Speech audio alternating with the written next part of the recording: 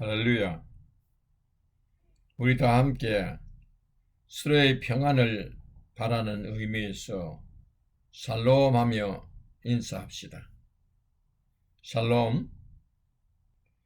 오늘은 옛사람은 죽어야 한다는 제목으로 7번째 설교를 하게 됩니다. 오늘 나눌 말씀은 옛사람의 속성 중 비방하는 것에 대해 말씀드리고자 합니다. 비방은 대인관계에서 흔히 일어날 수 있는 일입니다. 그렇다고 아무렇게나 비방을 해도 된다는 그런 뜻은 아닙니다. 오늘은 비방에 대해 성도가 어떻게 이해하고 있어야 하는가 생각해 보면서 함께 은혜를 나누고자 합니다. 국어 대사전에 보면 비방은 남을 헐뜯고 비난하여 말하는 것이라고 정의하고 있습니다. 그럼 비난은 무엇인가? 비난은 남의 허물을 드러내거나 꼬집어 나쁘게 말하는 것이라고 정의하고 있습니다. 그러니까 비방은 남의 약점을 헐뜯어 나쁘게 말하는 것이라면 비난은 남의 허물을 드러내거나 꼬집어서 나쁘게 말하는 것입니다. 어떻든 비방과 비난은 남의 약점을 들추어내어 다른 사람들에게 나쁜 사람으로 인식되도록 말하는 것에는 서로가 공통점을 가지고 있습니다. 우리가 살아가는 이 세상에는 좋은 일이든 나쁜 일이든 매일 다양하게 일어나고 있습니다. 오늘은 이 다양한 사건 중 비방과 비난 때문에 상처를 받은 분이 있다면 이 시간 설교를 통해 상처가 치유되었으면 합니다. 일반적으로 상처는 모르는 사람에게서 오는 것이 아니라 가깝게 지내는 사람에게서 옵니다. 그래서 가까운 사람이 비방을 할 때에는 마음에 큰 상처가 자리 잡습니다. 특히 가까운 친구나 혹은 교인, 상거래가 이루어지는 유통에서 비방과 비난을 받을 경우 괘씸한 생각이 듭니다. 비방받은 사람은 비방을 한 사람을 향해 너가 어떻게 이럴 수가 있느냐? 야, 너 실망이다. 하면서 분을 토하게 하고 비방받은 사건 때문에 한동안 고통의 시간을 보냅니다. 가끔 모임에 참석해 보면 비방을 습관적으로 하는 사람이 있습니다. 그렇다고 누구를 정죄하기 위해 계획된 것도 아닙니다. 그냥 입만 열면 누구를 비방하는 습관적인 나쁜 버릇이 있습니다. 남을 비방한다고 자신의 인격이 더 높아지는 것도 아닌데 본인은 분위기를 돋구기 위해서 한다고 하지만 비방받는 대상자는 그 자리가 참혹한 현장의 죄수가 되어 몸이 갈기갈기 찢기고 있는 것입니다. 예를 들어 개인의 사생활 문제, 상대방의 성격 분해, 집안과 가족들의 이야기 등 이런 문제들을 잘 알지도 못하면서 누가 그러는데 들려오는 바에 의하면 다 알려진 이야기이지만 하면서 한 사람을 선택해 집중적으로 비방합니다. 모임의 분위기를 살리는 것도 좋지만 남의 사정도 잘 알지 못하면서 이러쿵 저러쿵 비방을 하는 것은 잘못된 행동입니다. 혹여 이런 비방을 하신 분이 있다면 하나님께 회개해야 합니다. 대인관계는 입이 열려 있다고 아무렇게나 말을 해도 되는 것이 아닙니다. 말에는 창조의 능력이 있기 때문에 항상 말을 조심 또 조심해야 합니다. 말이란 상대방에게 덕을 세우거나 격려와 칭찬에 합당한 말을 하라고 지난번 설교에서도 말씀드렸습니다. 말이란 생명이 있는 씨앗과 같습니다. 어떤 말의 씨앗을 심느냐가 중요합니다. 갈라디아서 6장 7절에는 사람이 무엇으로 심든지 그대로 거두리라고 했습니다. 여러분이 대인관계에서 비방과 비난의 씨앗을 심었다면 심은 자가 그 열매를 거둘 것입니다. 그러나 칭찬과 격려와 덕을 세우는 말을 하며 살았다면 그 또한 그에 합당한 열매를 거둘 것입니다. 민수기 12장에 보면 모세 지도자를 비방한 사건이 있습니다. 모세가 구스 여자를 아내로 취함으로 미리암과 아론이 비방을 합니다. 비방하는 이유는 모세의 안으로는 구스 여자가 적합하지 않다는 것입니다. 그런데 하나님은 모세와 아론과 미리암을 불러놓고 이렇게 말합니다.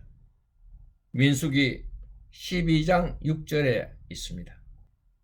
내 말을 들어라.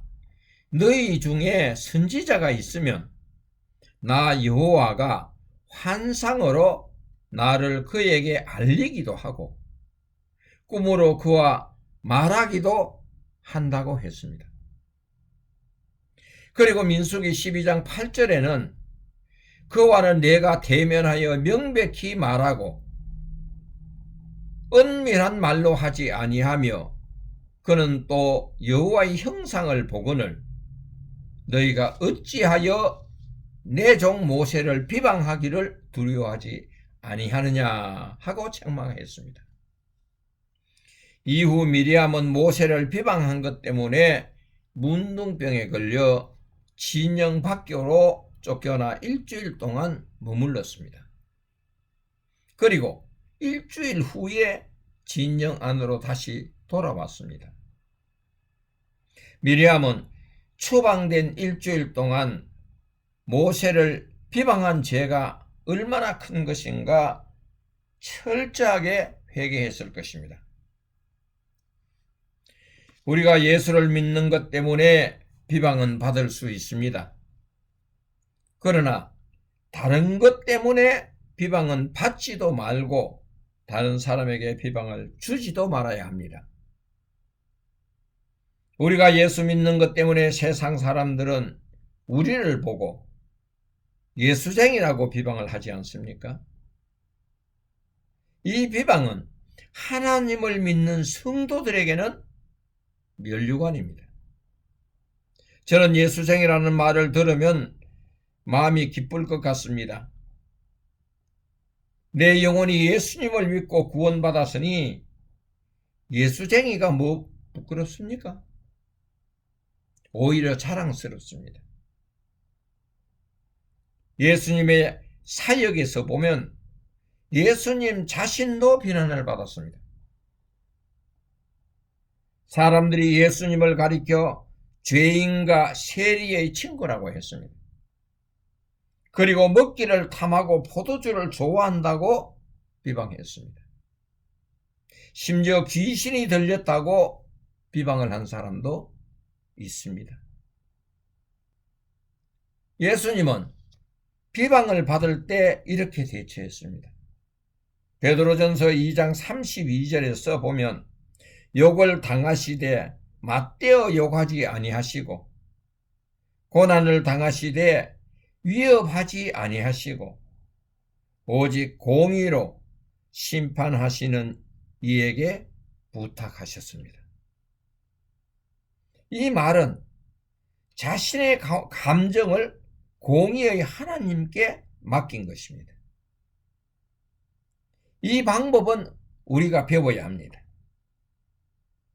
내가 어떤 사람으로부터 비방을 받았다고 억울해하거나 슬퍼해 하지 마십시오. 진실은 언제나 밝혀지게 되어 있습니다. 우리가 할 수 있는 일이란 비방하는 자를 위해 공의의 하나님께 사랑을 베풀어 달라고 기도하는 것입니다. 모세는 자신을 비방한 아론과 미리암을 위해 공의의 하나님께 이렇게 기도했습니다. 민수기 12장 13절에 보면 모세가 여호와께 부르짖어 이르되 하나님이여 원하건대 그를 고쳐 주옵소서. 그가 누굽니까? 미리암입니다. 이 기도는 비방하는 자, 원수 같은 자를 하나님의 사랑의 손길로 고쳐달라는 최고 경지의 기도입니다. 미리암이 문둥병에 걸려 살이 썩어가고 냄새가 진동하는데 모세의 기도를 통해 미리암의 몸이 깨끗함을 받았다는 것은 공의의 하나님께서 모세의 기도를 들으시고 미리암의 죄까지 용서해 주신 사건입니다. 우리들도 비방의 상처를 가지고 신음하고 있다면 그 사람을 미워할 것이 아니라 그 사람의 죄를 용서해 달라고 기도해야 할 것입니다. 또한 바울은 로마서 12장 14절에서 이렇게 기도하라고 합니다. 너희를 박해하는 자를 축복하라. 축복하고 저주하지 말라고 했습니다. 하나님을 믿는 자녀에게는 축복하는 권세는 주어져 있습니다. 그러나 저주할 권세는 주어지지 않았습니다. 우리는 나를 비방하는 자들을 위해서 기도하고 사랑하고 축복해 주는 삶을 살아야 합니다. 우리의 삶에 비방이 없었다면 사랑하고 용서하고 축복하는 삶이 어떤 것인가를 모를 수도 있습니다. 비방을 통해 영적으로 더 성숙하고 더욱 겸손하게 됩니다. 비방이 있었기에 내 자신을 성찰하며 되돌아볼 수 있게 된 것입니다. 따라서 우리는 복수보다는 사랑을 선택해야 할 것입니다. 탈무드에 이런 말이 있습니다. 남을 비방하는 것은 살인보다도 위험한 일이다. 살인은 한 사람밖에 죽이지 않지만 비방은 세 사람을 죽인다고 했습니다. 첫째는 비방하는 사람 자신입니다. 둘째는 비방을 듣고 있는 사람입니다. 세 번째는 비방 당하는 사람입니다. 말씀을 마치고자 합니다. 모세를 비방한 아론과 미리암에서 알 수 있듯이 비방에 대한 판단은 하나님께서 직접 하십니다. 사람은 어느 누구도 다른 사람을 비방할 수 없습니다. 서로가 비방을 하게 되면 적대감만 키우게 되고 피차 멸망하게 됩니다. 형제의 잘못이 발견되면 다른 사람들에게 비방할 것이 아니라 상대방을 찾아가서 따뜻한 마음으로 보듬고 권면해야 할 것입니다. 비방을 잘못하면 하나님의 징계를 받을 수도 있습니다. 주의하시기를 바랍니다. 그리고 비방 때문에 마음의 상처를 안고 있는 분이 있다면 이 시간 바울처럼 기도합시다. 너희를 박해하는 자를 축복하라. 축복하고 저주하지 말라. 이것이 기독교 진리입니다. 아멘입니까?